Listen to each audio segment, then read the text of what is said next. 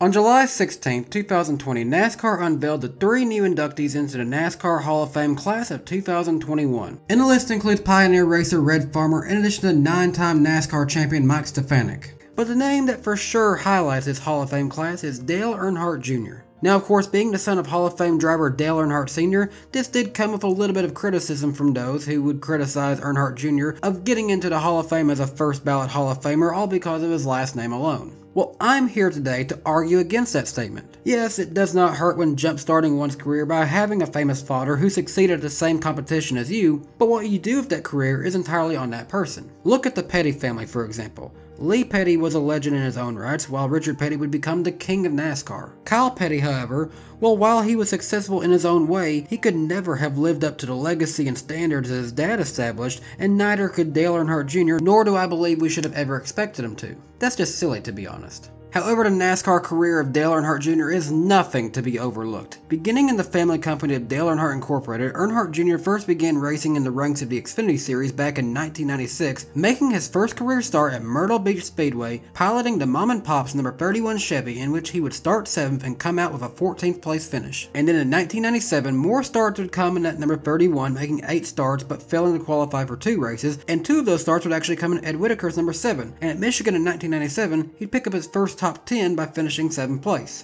Then in 1998, he'd get the nod to pilot the number made famous by his father as he piloted number 3 AC Delco Chevrolet to a 7-win season with 16 top 5s and 22 top 10s with 3 pole awards to win the 1998 Busch Series Championship in his first full-time season. And he backed this up with nearly copying his results with 3 pole awards, 22 top 10s, 18 top 5s, and 6 victories in 1999, winning his 2nd championship in consecutive seasons, while also making his first 5 Cup Series starts in 1999 in the Budweiser number 8 car, getting his first top 10 and just his 4th start at Richmond. As for the continuation of his Xfinity Series career post 1999, he'd make an average of just 4 starts per year over the last 20 years, having made only 1 start per year for the last 3 seasons since retiring from full-time competition. All in all, he'd make a great career within the series as a driver, as a 2-time Xfinity Series champion with 10 pole awards, 94 top 10s, 70 top 5s, and 24 victories across 142 starts, with his last victory coming at Richmond in 2016, which was his first victory as an owner and driver in his own junior motorsports equipment, but perhaps one of his most iconic victories came in 2010. Although he was in the middle of a winless drought that would last 4 years in the Cup Series, when NASCAR's Nationwide Series ran the Subway Jalapeno 250 at Daytona, it was the first time the series raced in the car that the series uses today. And in a joint effort between Dale Jr., Richard Childress, the Earnhardt family, and Wrangler Jeans, Dale Jr. would pilot an iconically familiar number 3 Wrangler Chevy Impala, going on to pick up the victory as the first to win in a new car body style, in a touching tribute to his father in the year that he was inducted into the NASCAR Hall of Fame. Now, if his successes within the Xfinity Series was not enough, he'd also go on to find his own success in the NASCAR Cup Series. His rookie season in 2000 would prove to be a successful year for him, capturing his first victory at Texas Motor Speedway and only his 12th career Cup Series start. Following that up with a 2nd victory at Richmond that season, and in his first time competing, he won a 2000 All-Star race, his first and only victory in the event's time, and he'd end the year finishing 16th in the standings with 2 wins, 3 top 5s, 5 top 10s, and 2 pole awards. As great as the first year was, 2001 would begin of heartbreak.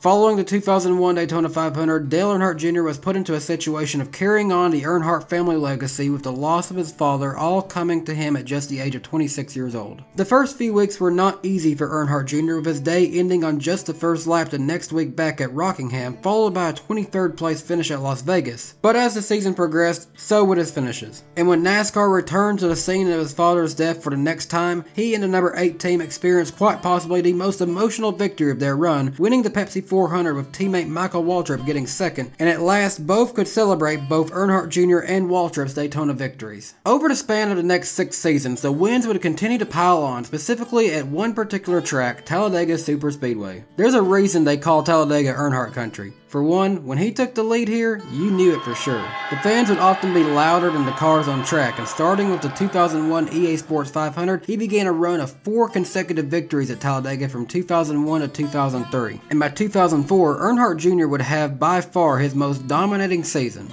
Not only would he win the Great American Race at Daytona 500, a race that his father tried to win for 20 years before claiming to win, but he would also score 6 victories that season in what was his most successful year as a driver. And in fact, if not for a verbal slip following his 2004 victory at Talladega, which costed him in the points, in addition to crashes at Martinsville and Atlanta, it's very possible that he could have won the 2004 championship. Following 2004, performance at DEI would continue to drop, and it would lead to his bombshell announcement in 2007 when he informed everyone of his departure from Dale Earnhardt Incorporated to go race for Hendrick Motorsports, and the number 8 fans became 88 fans in the year 2008. 2008 would start off hot with Earnhardt Jr. piloting the number 88 National Guard Chevy to a victory with longtime crew chief Tony Eury Jr. in the 2008 Bud Shootout. This would be followed up by a victory in the Gatorade Duels, and the team would have several great runs during 2008, with Jr. staying in the top 5 for the majority of the regular season, reaching as high as second in the point standings. And at Michigan in 2008, Earnhardt Jr. would pick up his first victory of Hendrick Motorsports in a LifeLock 400, but little did fans know then that this would be the only time we'd see this until 4 years later at the same place. When the 2008 chase for the Cup began, it was as if somebody took the 88 team like a balloon and just stuck a needle in it. The team that was once second in the point standings struggled during the chase and would finish 12th in 2008, last of all members in NASCAR's playoff format,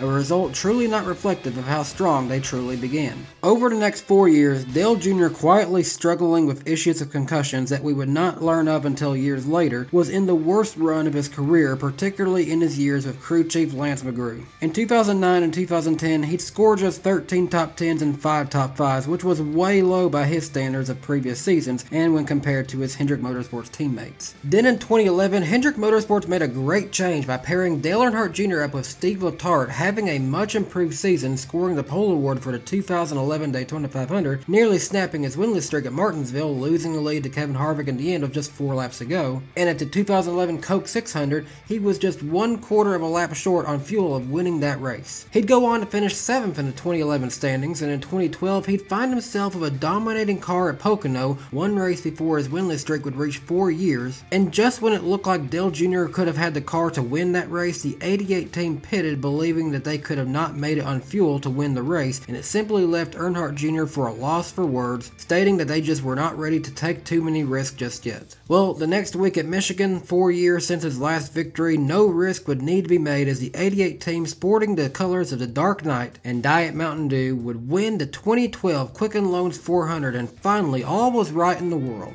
Now, similar to 2008, Earnhardt Jr.'s season finish did not reflect the year that 2012 truly was for him, as he climbed up to being the points leader for 2 weeks even, but when the chase began, they struggled once more, and once again, Earnhardt Jr. would finish 12th of the 12 drivers in the 2012 chase for the Sprint Cup, primarily due to having to miss 2 races due to a concussion coming at Talladega. Over the course of the next few seasons, Earnhardt Jr. would keep performing well, picking up 4 victories in 2014, including his first at Martinsville, a sweep at Pocono, and a Daytona 500, a second time that he had done so, and then in 2015 he'd pick up his final 3 victories in NASCAR's Cup Series, with Talladega in the spring, Daytona in July, and at Phoenix in the fall. His final Cup Series victory came due to rain stopping the race. Then of course in 2016, concussions would catch up once more, forcing him to be sidelined for the rest of the season, with Jeff Gordon and Alex Bowman piloting the number 88 car for the remainder of 2016. And in 2017, Dale Earnhardt Jr. would return for one last run in the Cup Series, announcing after the 2017 Food City 500 that he would retire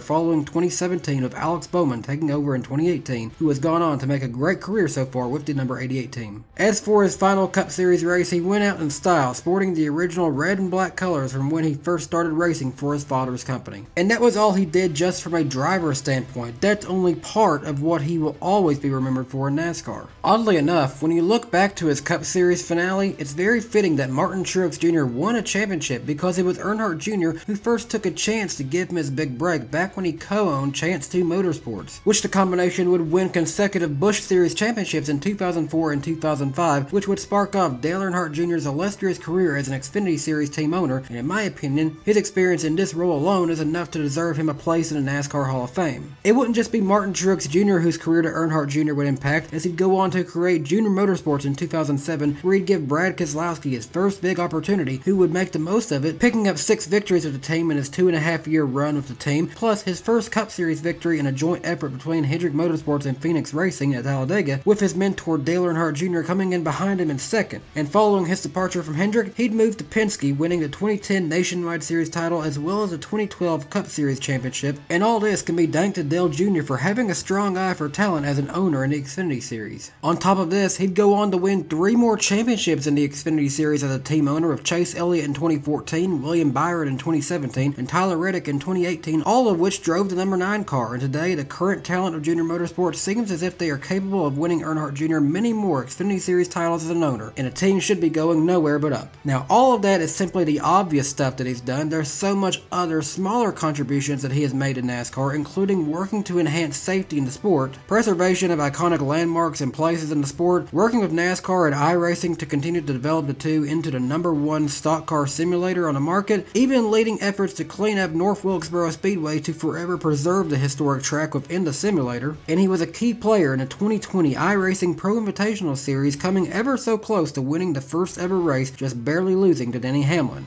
On top of this, as a 15 consecutive time most popular driver of the sport, he led merchandise sales in NASCAR for years upon years, taking the memorabilia market to levels that few in the sport could touch. And now today, in retirement, Dale Earnhardt Jr. is still by far one of the most influential voices within the sport. If he says something, everyone will know about it. From his improving ways of connecting to fans through streaming on Twitch, to his work of Dirty Mo Media and the Dale Jr. Download podcast, to his role of NBC as a broadcaster, Dale Earnhardt Jr. is becoming the face for NASCAR on all fronts, continuing to share his passion and love for the sport. And while we will soon be inducting him into the Hall of Fame, it's very much clear that he is not even close to being done with his contributions to NASCAR. Folks, take another listen to what the man has done. 5 Xfinity Series titles as an owner, 2 Xfinity Series titles as a driver, a 2-time Daytona 500 winner, 26 Cup Series victories, 24 Xfinity Series victories, 50 altogether in NASCAR. He won a 2000 All-Star race in his rookie season. He's leading the way into new media for NASCAR and building iRacing to a larger audience. He has built the careers of many great talents, including Martin Truex Jr. and Brad Keselowski, who have both won Cup Series championships. He was the sport's most popular driver for 15 consecutive seasons, and he generally defined what NASCAR was in the early 2000s. He was never going to be greater than his dad on the track, but everything else that he has done in the entirety of his NASCAR career is why he is a first ballot NASCAR Hall of Famer. You take away the Earnhardt name and present a career that looks like that,